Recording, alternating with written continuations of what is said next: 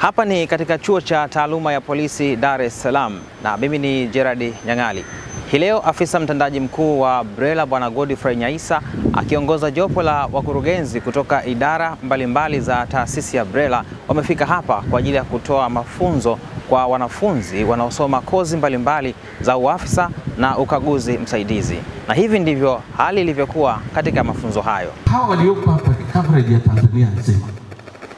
Tumeokota mikoa yote, wilaya zote, wakiungana katika kozi mbili hizi. Kwa hiyo leo unapiga sio ndege wawili kwa jiwe moja, unapiga mikoa yote kwa jiwe moja. Lakini ninakushukuru kipekee kwa kutuheshimisha kwa kuja wewe mwenyewe.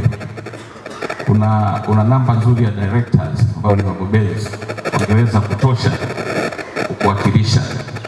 Lakini umeacha shughuli zako, niambia ulikuwa safari lakini ulitamani ushiriki pamoja nasi na Mwenyezi Mungu amebariki. Umekuwa pamoja nasi katika kulikamilisha hili. Asanteni sana kwa kutupa heshima hiyo, na sisi tutakuwa tayari kupokea maarifa mapya, ujuzi mpya, lakini fursa zitakazotokana na wasilisho leo. Sisi leo kwenye presentation zetu kama nilivyowatambulisha ama maofisa niliokuja nao hapa, presentation tutakuwa nazo za kurugenzi ya makampuni na majina ya biashara, business license, pamoja na ya intellectual property. Lengo ni kupata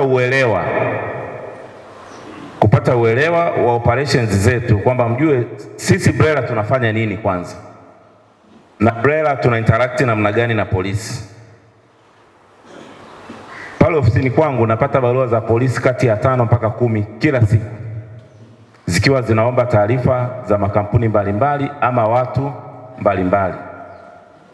Lengo la kukutana hapa sasa ni pamoja, nimekuwa nikisikiliza ule wimbo wa polisi ule unaongelea swala la uadilifu na uaminifu, lakini tunataka kuwekana sawa kwamba zile taarifa tunapowapa, mnapoomba pale BRELA, mjue kwamba zile taarifa mnatakiwa mzitumie kwenye misingi ya kazi ambayo